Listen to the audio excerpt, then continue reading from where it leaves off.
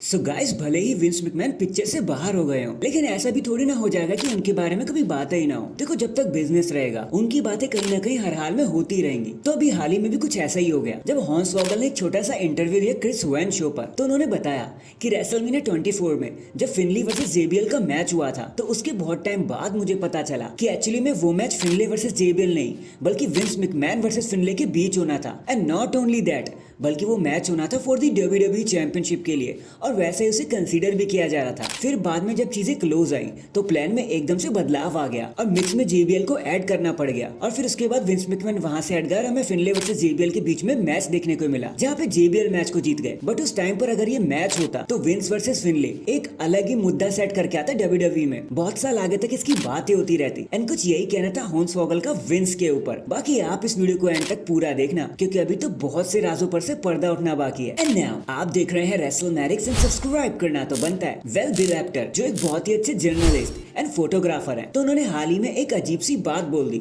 मजाक में ही सही, लेकिन एक खतरनाक जोक क्रैक कर दिया उन्होंने कहा कि देखो, Bron Breakker is the next big thing. वो बहुत बड़े स्टार है, जहां जा रहे हैं सबको तोड़ते मरोड़ते जा रहे हैं। अगर गोल्डबर्ग एंड ब्रॉक लेसनर की शादी हो जाती तो उनका अगर कोई बच्चा होता तो वो ब्रॉन ब्रेकर जैसा ही दिखाई देता। वो दोनों ही लेजेंडरी स्टार का कॉम्बिनेशन है एकदम। अब चाहे स्पीड की बात करो चाहे पावर की, ब्रॉन ब्रेकर हर समय फिजिकल स्ट्रेंथ में सबसे आगे निकल कर आते हैं। वैसे तो सबने इस बात को जोक के तौर पर ले लिया, लेकिन डीप डाउन ये बहुत बड़ी बात है ब्रॉन ब्रेकर के लिए कि उन्हें ब्रॉक एंड गोल्डबर्ग जैसे स्टार से कंपेयर भी किया जा रहा है। तो इसका मतलब तो साफ है, चीजें ब्रॉन ब्रेकर के लिए सुपर फास्ट और सुपर बिग होने वाली हैं। WWE बहुत जल्दी उन पे अपना गैम्बल करते हुए नजर आ जाएगी। तो हैशटैग बीस्ट मोड और hashtag Braun breaker. Next, Erick Rowan का नाम तो आप सभी ने सुन लिया होगा और ये भी जानते होंगे कि 2020 में उन्हें कैसी WWE ने रिलीज कर दिया था, जिसके बाद वो सीधा ब्रे वाइट के फ्यूनरल में ही हमें देखने को मिले, जो स्मैकडाउन में हुआ था जब उनको ट्रिब्यूट दिया गया था। तो according to the reports, Erick Rowan ने अपनी वापसी की पूरी तैयारी कर ली है, बट एक सिंगल रन के लिए नहीं, बल्कि अंकल हाउडी का बैकअप बनने के लिए। ये ऑलमोस्ट व्हाइट फैमिली जैसा ही दिखाई देने वाला है। बल्कि लेट्स सी कि आगे कितना बड़ा मुद्दा और कितना बड़ा इंपैक्ट छोड़ने वाली है ये ऑडियंस के ऊपर, क्योंकि जो गिमिक्स होते हैं ना ऐसे वाले, ये ज्यादा समय तक नहीं सस्टेन कर पाते। कहीं ना कहीं बाद में जाकर ये ना पकड़ छोड़ने लगते हैं,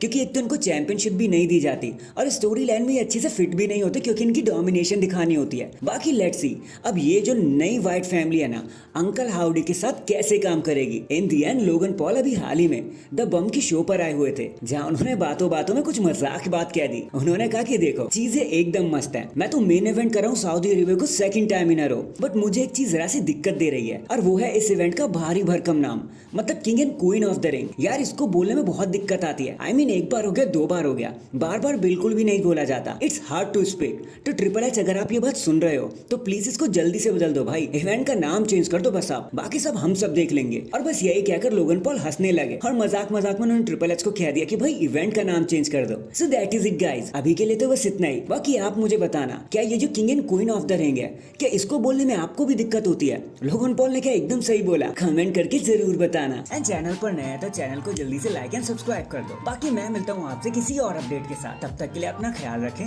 और खुश रहें।